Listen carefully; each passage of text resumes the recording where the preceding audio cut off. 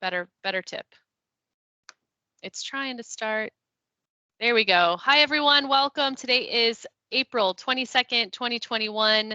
I'm Stephanie, joined by Heather Cox and Dave Perlman somewhere there off in the distance. And we are here today, there he is, with Fyrsoft. We're so excited. This is MS Office Hours. And gentlemen, I'll turn it over to you. All right. All right. Thank you. Hey guys, good afternoon and good evening. So my name is Jagadish. I'll probably start with a quick introduction about Fyrsoft, and then we'll quickly go through the agenda. And I have my colleague, Josh Graham, and he will run the rest of the session, and he will get a little bit more deeper into Azure Advanced Active Directory security, as well as Exchange threat protection. So before we get on to that, I've been with Fyrsoft for the last 8 years, and my primary focus is on Azure and modern work and security. So that's pretty much what we kind of go through. I'm sure you guys might have heard Fyrsoft's name in the past, but for people who don't know Fyrsoft, we are a Microsoft partner, and we primarily focus on implementing Microsoft technology solutions. So we are technology implementers, as well as we help customers in solving their specific challenges. So in the past, we have worked closely with the people on the East Coast as well. And we were Cloud Partner of the Year for Microsoft 2 years in a row in the US geography. And we primarily work closely with Fortune 500 customers, both on the enterprise and on the education as well. We have pretty good case studies on modern work and security. All right, so on the modern work and security side, we primarily focus on the modern device management, which would be with Intune, Autopilot, the whole M365 stack. And we also work on the security and compliance side of things with Microsoft Windows Virtual Desktop. That's one of our key pillars as well. We work closely with the engineering team at Redmond to develop products and solutions focused on WVD. We have a product offering on the WVD side as well for managing your virtual machines. And we have a use case for education to set up virtual labs. And we do Microsoft Teams as well as Microsoft Surface for education. So these are some of our key focus areas. And our aim or goal is to transition customer primarily from on-prem to cloud and have all the product suite light up on the cloud and not have much dependency on on-prem. So we come in to help customers set up the automation framework on the cloud by integrating Windows Hello for Business, Autopilot, Intune, Azure Active Directory, and then we help them transition to Sentinel, ATP, and not have much dependencies on on-prem. So that's what pretty much we do. At this point, I'll probably just turn it over to my colleague, Josh, and we'll get a little bit more onto hands-on and some of the quick wins that you can get with Azure and M365. I'll turn it over to you, Josh. Okay. Go ahead and unshare your screen there. Thank you much. Hi, I'm Josh. I'm going to be walking you guys through some of the easy wins that can just drastically up the security of your company. So everybody knows that MFA is a big deal. MFA, multi-factor authentication. If you haven't used it yet, it's just a simple prompt on another device like a phone, a text, a FIDO key, something other than your username and password to get into your environment. What I've got here is I want to show you how easy to set these things up here. First, we're going to do Azure AD. We're going to do a little MFA, turn off some legacy authentication, and then we're going to switch over to Office Threat Protection. It's formerly ATP. Now we're making the name switch to Defender for Office and whatnot. So if you got any questions, feel free, jump in there, ask away. Otherwise, I'll just keep talking the whole time. So let me share my screen first. So here we've got screen 2. All right. So this is a demo lab. This is Active Directory set up just the classic MSDN subscription. We've got you go home, go to Azure Active Directory, Not boom, seeing here we are, screen, basic Scott. users. Yeah, not seeing your screen. Josh, not seeing your screen. It says, wow, really? Okay, let me try that again. I'll just do the whole monitor then. Screen 2. How are we doing? It says I'm sharing. You're doing good now. Hey, all right. Awesome. I'm a professional. So here we have just your classic everyday Azure AD security. Users, groups, roles, all the good stuff. So when you first come in, you can say, you know what, I want to enable MFA. You go and you look right at the users, boom, there's the link for MFA. You go, you click it, you go through the prompts, check the users, switch them up, do all this stuff. What this does is it will enable the users to sign up and then connect their apps and register other things like their alternate email addresses, phone numbers, things that they can use to authenticate. This is just one step. Once you turn that on, however,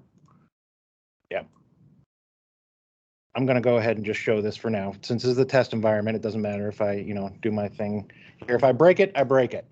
But so once you've got multi-factor authentication, you have to start thinking, how do I enforce people to do this? Am I still sharing okay?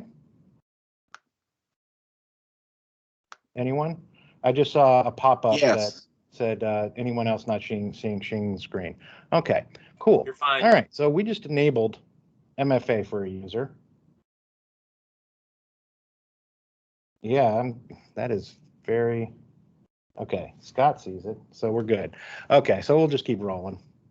All right, so the trick is to block people that are not using MFA to enforce them to use MFA.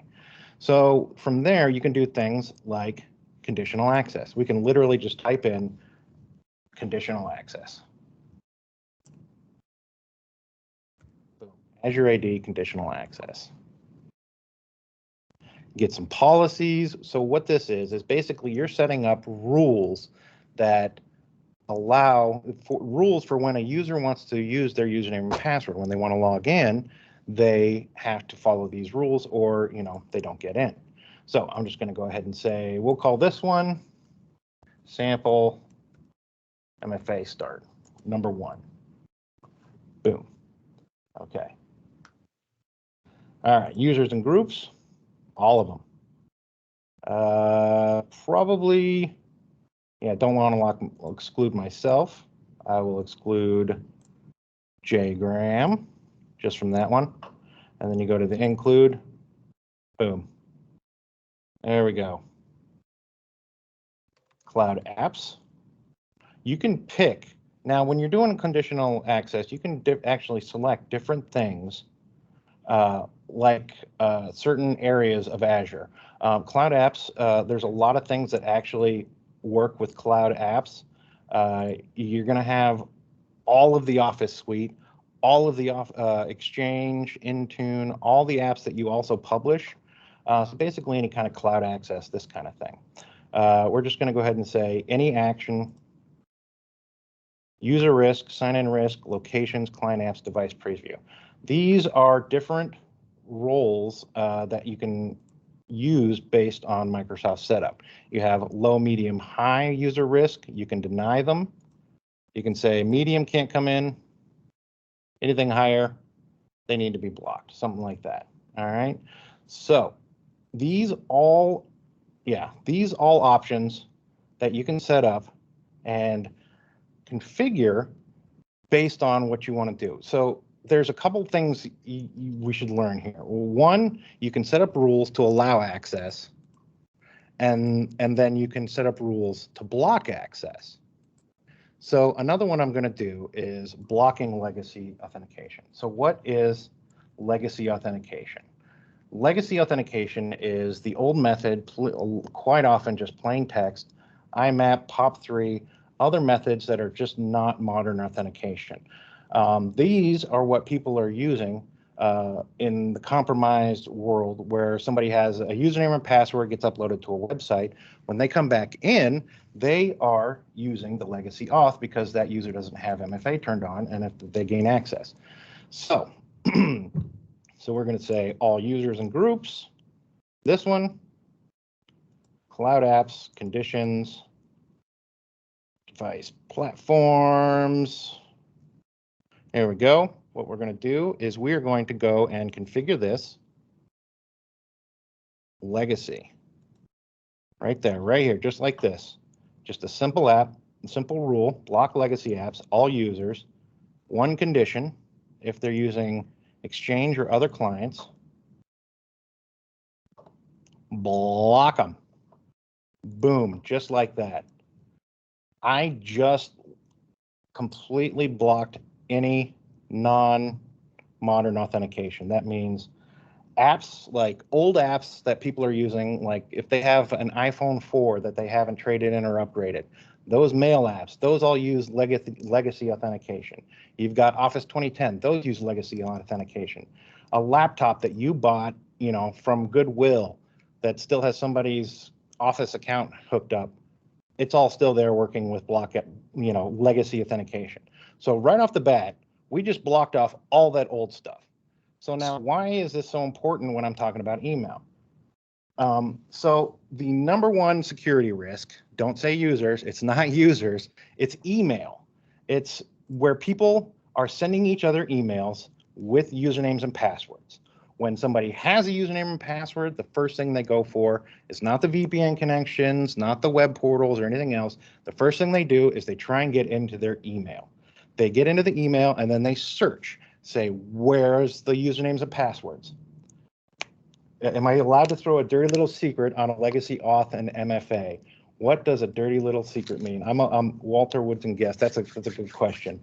All right. So why did we turn off all the old email clients and make it so that, you know, just anybody can't grab a username and password from a website? Is because so that we can block people from getting into our email. So, and how people get in through phishing and spam links and malware and all that stuff, it's all coming through the email. Plain and simple, it's just really that. So Microsoft has a couple portals here. We were just in the regular old Azure portal. We are now moving to the Office Protection portal. There's also a security portal and a compliance portal, but the threat protection section on the security portal still is glitching out for me, so I'm just going to show you straight from the Office 365 security and compliance.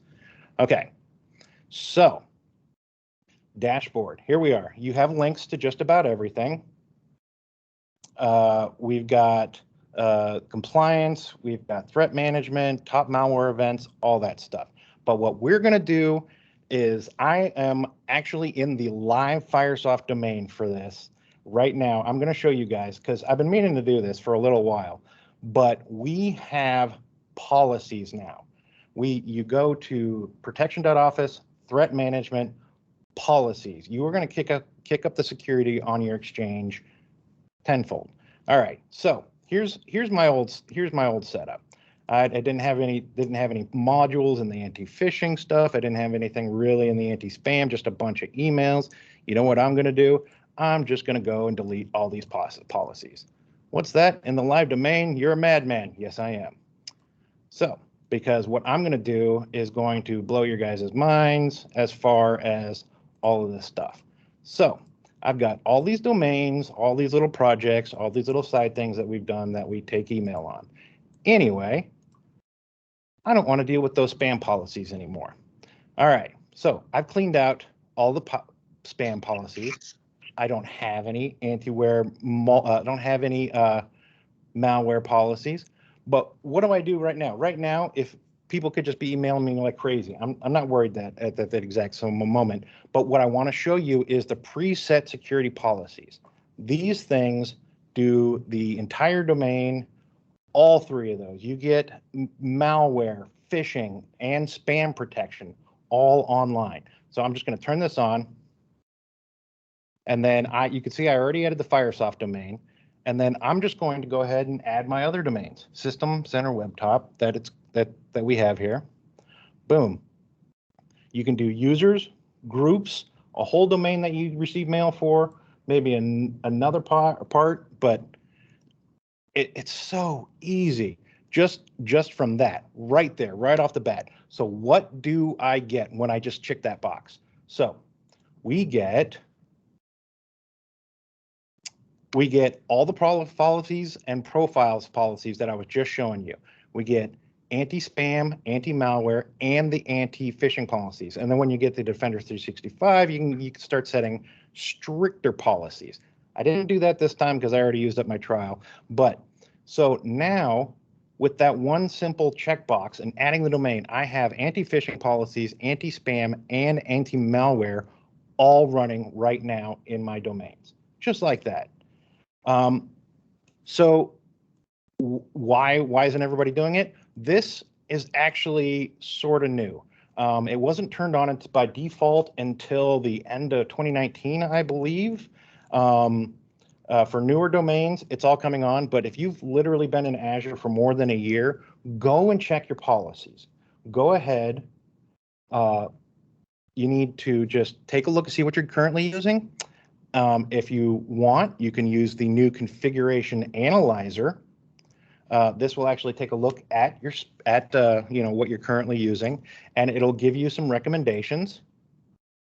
See, move to junk mail, gives you, it's just like the security portal. It will just go ahead and tell you exactly what you need to do. Very straightforward. And I completely missed that there was an easy mode for Azure AD security. So I just showed you guys Azure Exchange easy mode. All right. So I'm going to go ahead and pop back over to the conditional access. So you turn on in Azure AD, you turn on MFA so that everybody can register. Then you go and you block the legacy authentication so that none of the old accounts can get in. You go ahead and you probably want to set up a few name locations so everybody doesn't have to go and punch in their IP address all the time, or punch in their MFA creds every time. If you got an office, boom, set that as a safe zone, things like that. But what I didn't show you guys yet was the easy win for Azure Active Directory. I completely went right over it. That's my bad. In Azure Active Directory, I've got Azure Active Directory Premium 2 right now. You do. It's a little hard to find. You go down to Properties, Manage Security Defaults, and then you turn them on. I'm going to go ahead and click, put that in there so we can go through what's enabled in security defaults. But boom, enabled security defaults, just like that. I just took care of all those conditional access policies, enabling MFA, all that stuff. So here's the, let's go through the page real quick. What is the security default for Azure AD? We get unified multi-factor authentication registration. We can do the admin protections, yes. Ensure your directory has at least 2 accounts with global admins. They're yes, the break glass accounts, those are called the emergency access accounts now. There's a way. You just got to make sure that you put them in the exclude list. We protect all users right off the bat. Boom, blocking legacy authentication with a single checkbox. Privileged actions, these ones you're gonna have to these to the portal, PowerShell, CLI, all the stuff that the big powerful stuff, the big tools. You make sure that the MFA is enabled for that and the resources are managed. There are a couple notes. Yes, it says if you have a pre-2017 Exchange Online tenant, you will have to enable modern authentication, which is, as somebody linked in chat, just a simple PowerShell command, which is, thank you for doing that. Deployment considerations, they say, what's the deal? Why don't we just use texts? But the button is so much easier. I love the Microsoft Authenticator app simply because with Intune, you can require an app lock using screen lock so that somebody has to use a fingerprint to unlock their Authenticator app and hit approve, things like that. So there are so many ways now. If you're just getting started with Azure in the cloud, Office, M365, security is #1 focus, really, it seems these days, because everybody is working from home, everybody's out on the internet, and somebody's trying to get something from somebody.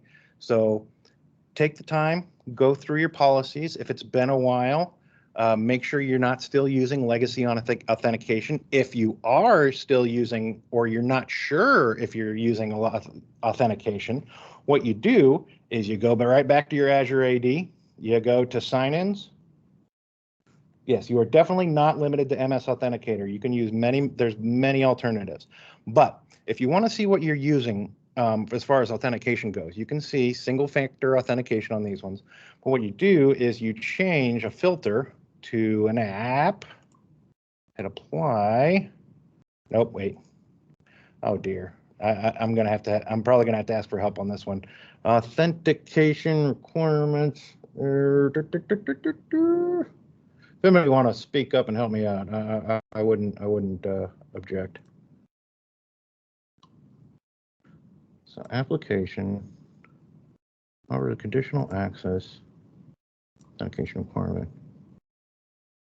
But yeah, you can look through the authentication requirements if it's single or multi-factor, and there's even a legacy method. If I can find, like I literally had this thing bookmarked and now it's all gone. So user sign-ins. It's under client app. Thank you, client app. Okay, add filters. Thanks, Greg. I was just about ready to There it guess. is, client app. Thank you. There it is. And then on the client app, then from here, you can pick the legacies. You can uncheck, you can see, you know, these are all the options, all the things that you still use legacy authentication. You can just pick on through, grab them all, or just select all if you just want to look at the page. I don't have any in my demo environment because it turns out it's really hard to find an old app that will still log in. SMTP, Universal Outlook, POP, all these things. They will show up as legacy app logins. So make sure you don't have any of those left, then go ahead and block the legacy authentication. So are there any questions? So with a couple clicks, I basically just doubled your security. You've got the security defaults for Azure AD enabled, and you've got the security defaults for Exchange threat protection. That's malware, phishing, and spam, just like that. And if we got everybody to do that, man, it would be a great world to live in. Just kicking up the security an extra notches, just so many IT guys are able to sleep better at night because of it. So, all right, we've had a few admins in our tenant who've enabled MFA on their accounts. However, the MFA management console shows disabled. Yes. Okay. So the thing is with it's enabled, enforced, or disabled. If you have a new Azure AD tenant and your securities were turned on by default, they will show up as disabled. That is a thing. I don't know why it's a thing, but it actually is. It's actually stated out in the documentation here. Disabled MFX, if your organization or a previous user or per user based Azure AD, it will show up as disabled, but everything will still work. So if you redo everything, it'll look right. But otherwise, if you're using the older tenants with the conditional access rules, it still does show up as disabled for some reason. No idea. So thank you for that question, though. I do appreciate you making me point that out. So yeah, if you're new to Azure, if you're new to M365 or Office 365 Defender, improve your life, improve your friends' lives. Tell everyone about it. Say, go back through, check your policies. If you haven't used security defaults yet, boom, instant win, just like that. Beautiful. Good If only stuff. everything in life were that easy, right? I know, right? I love it. I think Jigadish might have one or two more slides, but Josh, just one question. Yeah. What's your experience? Let's say that somebody's using some other multi-factor authentication methodology that somebody went out and bought that begins with a D. Do you see any big advantage to using, MFA inside of Azure Active Directory along or in conjunction with the one that starts with a D? Or is I'm that having not trouble remembering. So Yeah, what? So it's kind of it's a tee up for a question. So there's Duo, right? And so a lot of organizations have Duo. He was the game. What is this D? The D has a different connotation in mixed company.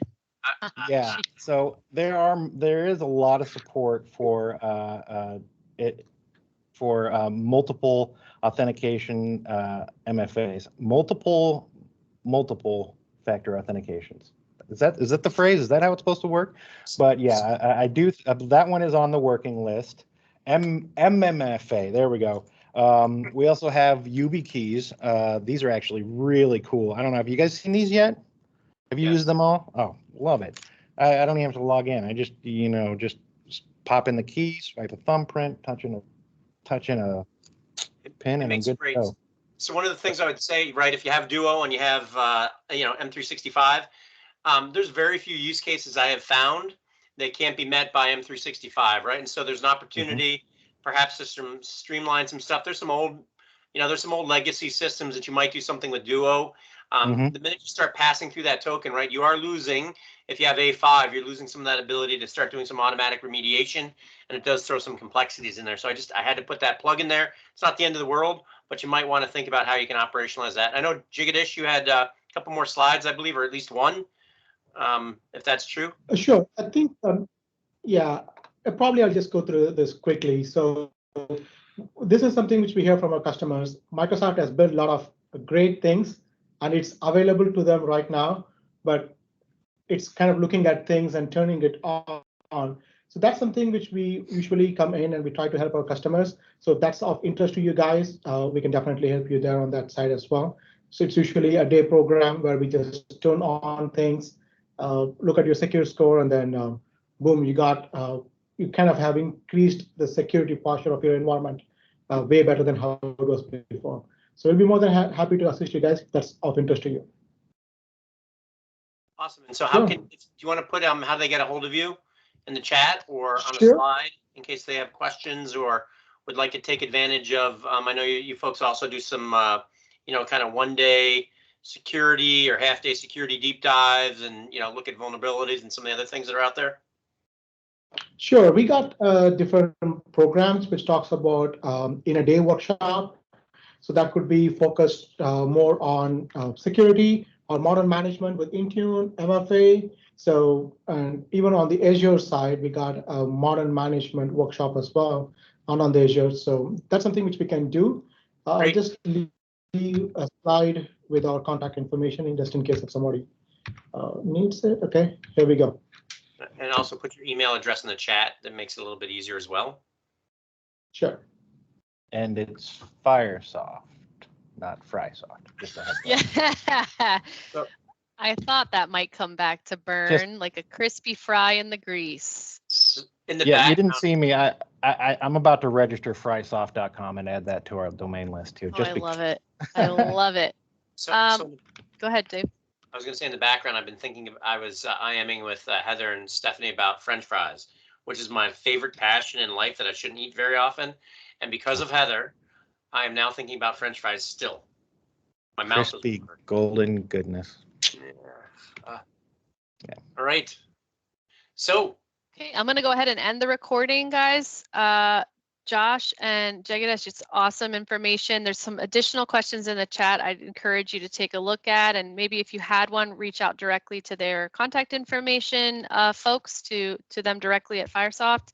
I'm going to end the recording and again say thank you for joining MS Office Hours. Thank you so much.